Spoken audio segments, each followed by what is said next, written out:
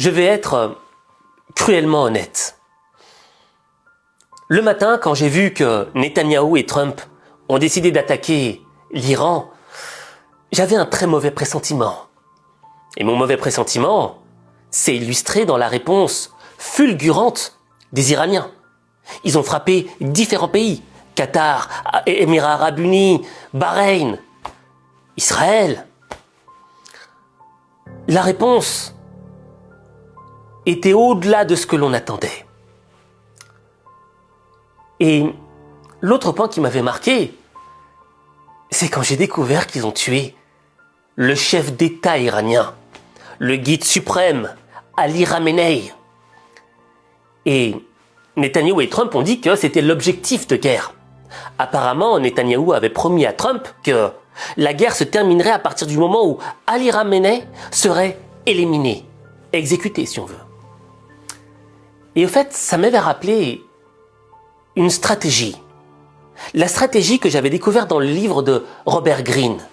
Les 49, 48, 50 lois du pouvoir. Corrigez-moi sur le chiffre en commentaire. Et dans ce livre, il y avait une partie qui racontait un peu ce qui se passe aujourd'hui. C'était à l'époque de la Chine antique. Et ça s'était passé entre Liu Bang et Xiang Yu. Dans l'histoire de la Chine ancienne, la période de la fin de la dynastie Qin et du début de la dynastie Han est marquée par un conflit majeur entre deux personnages importants, Xiang Yu et Liu Bang.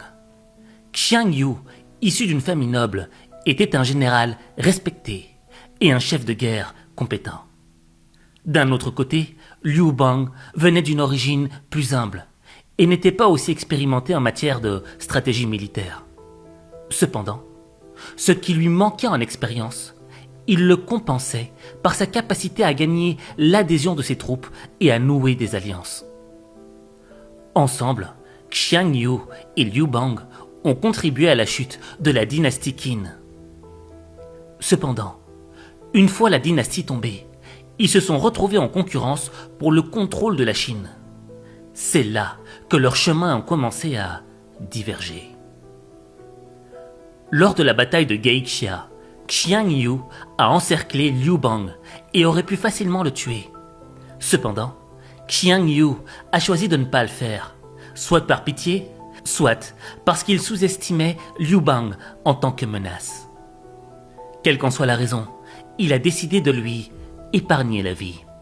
Cette décision s'est avérée être une erreur fatale pour Xiang Yu. Liu Bang, loin d'être écrasé par l'échec, a utilisé ce répit pour se regrouper, renforcer ses troupes et finalement lancer une contre-offensive. Avec l'aide d'alliés qu'il avait réussi à rallier à sa cause, Liu Bang vaincut Xiang Yu à la bataille de Gaixia. Xiang Yu, désespéré et acculé, s'est finalement suicidé. Liu Bang a ensuite fondé la dynastie Han, qui est devenue l'une des dynasties les plus influentes de l'histoire chinoise. Tout cela parce qu'il a été épargné par un ennemi qui aurait pu, et probablement dû, l'éliminer quand il en avait l'occasion. Et donc, à travers cette action, je m'étais dit que Trump et Netanyahou avaient appliqué cette règle du pouvoir en éliminant le guide suprême iranien. Mais en y regardant de plus près, j'ai pris conscience qu'ils ont commis la pire erreur stratégique de guerre.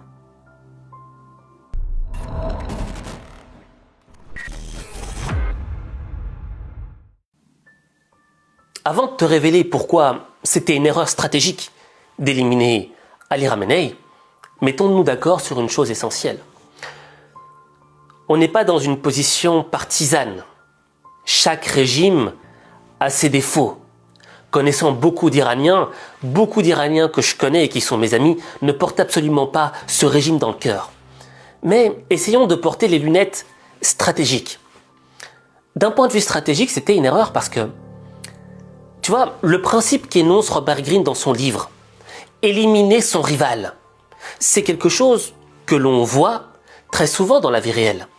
Au fait, on élimine son rival complètement pour être sûr qu'il ne constitue plus une menace. On le tue pas à 10%, parce que même à 10%, reste cette petite étincelle de l'espoir ou cette étincelle de la vengeance qui s'embrase extrêmement rapidement. J'aimerais prendre pour exemple un documentaire d'Arte que j'avais vu dans ma jeunesse. Il s'agissait d'un documentaire sur Totorina, un chef mafieux très puissant en Italie. L'image du parrain des parrains. Dans sa prison de Parme, celui qu'on appelait le fauve apparaît voûté, affaibli par la maladie. Pendant 20 ans, Totorina, chef de Cosa Nostra, fait régner la terreur en Sicile. Arrêté en 1993, il nie en bloc. Monsieur l'avocat, je n'ai jamais fréquenté d'association criminelle. Je ne connais pas... Non, la question c'est, avez-vous entendu parler de Cosa Nostra? Ah, excusez-moi. Non, jamais entendu parler. Derrière un sourire enjôleur se cache le mafieux le plus violent de l'histoire sicilienne. Totorina est accusé d'avoir commandité plus de 150 homicides. Et tu vois, il y avait un des anciens sbires de Totorina qui témoignait. Il témoignait de manière masquée. Totorina était mort, mais pourtant, il en avait encore peur.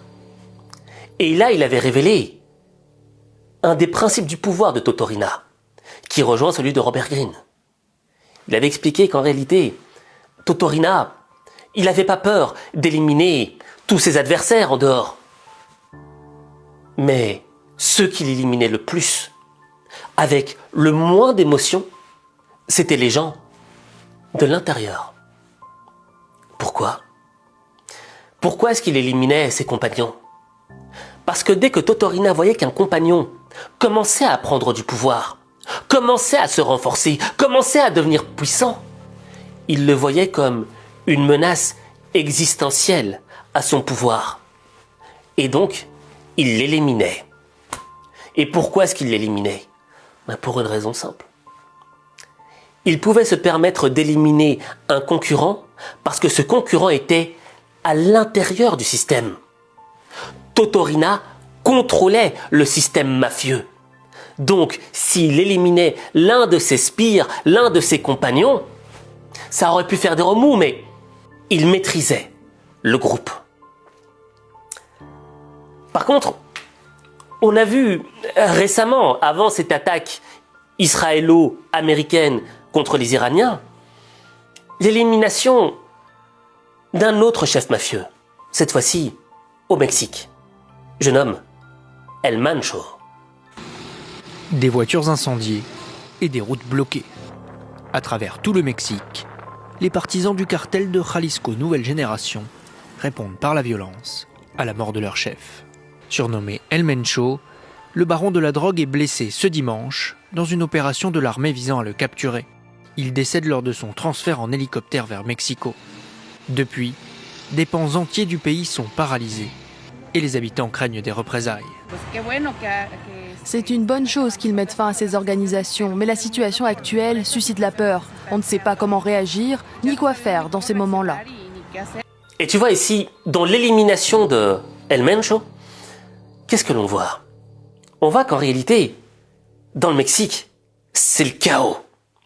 On n'avait pas prévu ce chaos. Pourquoi ? Parce que le gouvernement mexicain a éliminé un leader dans un système qu'il ne contrôle pas. Un système externe, les cartels. Et quand tu détruis un élément du cartel, le chaos se produit en interne parce qu'il y a des gens qui ont envie de prendre le pouvoir, etc. Mais il y a aussi un sentiment de vengeance. Ça devient incontrôlable. Et en réalité, en mettant en opposition l'affaire Totorina et celle de El Mencho, on comprend qu'en réalité, il n'y avait qu'une stratégie pour faire chuter le régime iranien.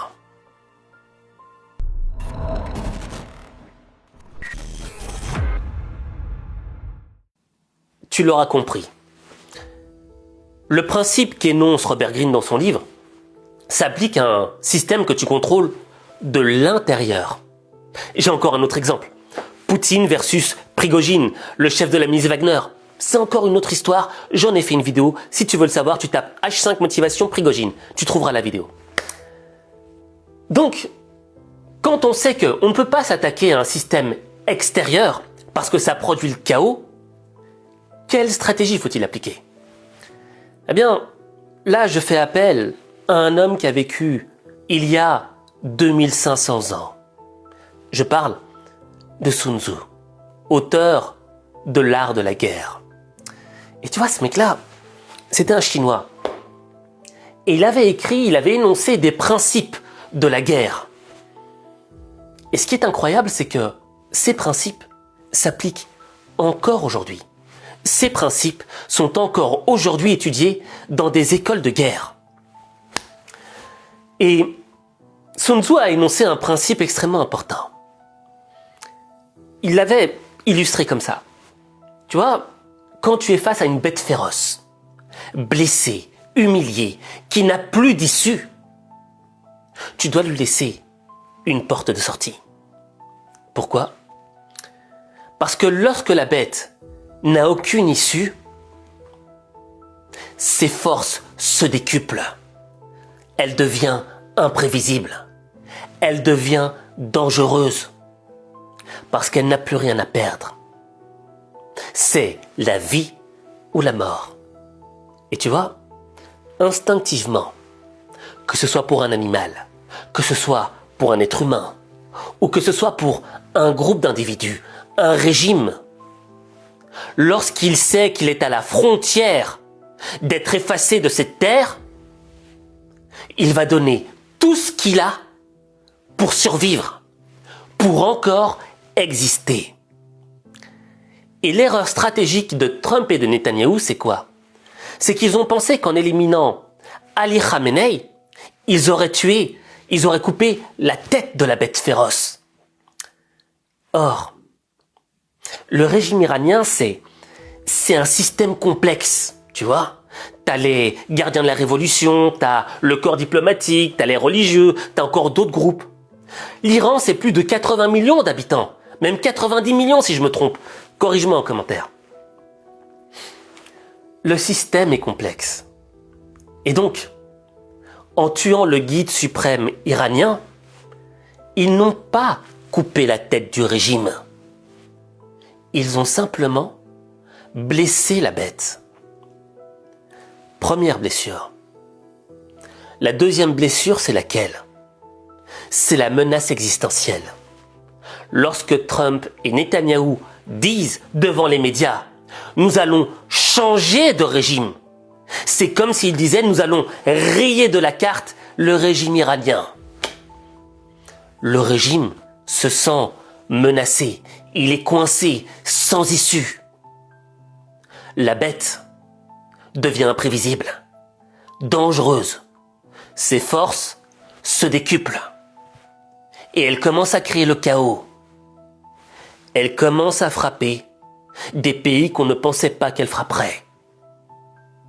Tous les pays côtiers de la zone du Golfe, Bahreïn, Qatar, Émirats Arabes Unis, Dubaï.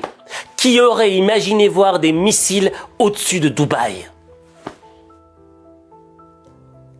Et tu vois, Trump pensait que, en éliminant Ali Khamenei, ce serait comme ce qu'il a fait avec le président vénézuélien, Maduro. Les choses se passeraient par après de manière normale, il n'y aurait pas de chaos, comme au Venezuela. Sauf que là, le régime, bien que l'un de ses membres éminents ait été éliminé, il n'est pas encore mort. Il est en mode survie. Et lorsque tu es face à une bête féroce qui est blessée, la seule solution pour remporter la victoire, c'est de lui laisser une porte de sortie.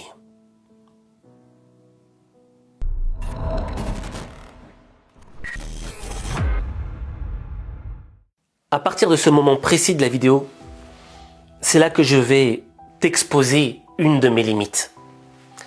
Je parle de porte de sortie, mais je sais pas laquelle. D'un point de vue diplomatique, je sais pas quelle porte de sortie ils auraient pu élaborer. Mais avec tous les gens intelligents qu'ils ont dans leur pays, je pense qu'ils auraient pu trouver une porte de sortie ingénieuse et stratégique? Si t'en as une, dis-le en commentaire. Mais moi, j'aimerais qu'il y ait un élément que t'écrives en commentaire. Cette vidéo, c'est pas une vidéo qui parle de stratégie. C'est une vidéo qui parle d'intelligence humaine. Et au fait, l'erreur stratégique de Trump, c'est que il a pensé à demain.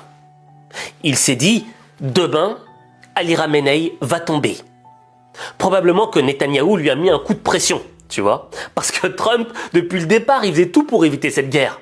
Et d'un coup, il l'a fait. Et il a pensé à demain. Et tu vois, quand tu ne penses qu'à demain, t'es sous le coup de l'émotion. Ton émotion te pousse à ne penser que jusque demain. Alors qu'en réalité, un fin stratège maîtrise ses émotions et pense au demain du lendemain. C'est ça la différence. C'est la raison pour laquelle je vais te demander d'écrire en commentaire IE. Fais-moi confiance. Écris IE. IE, c'est le diminutif de intelligence émotionnelle. Et ce que je veux dire par là, tu me vois venir.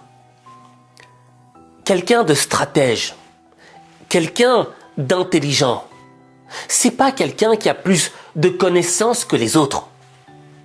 C'est quelqu'un qui y voit clair.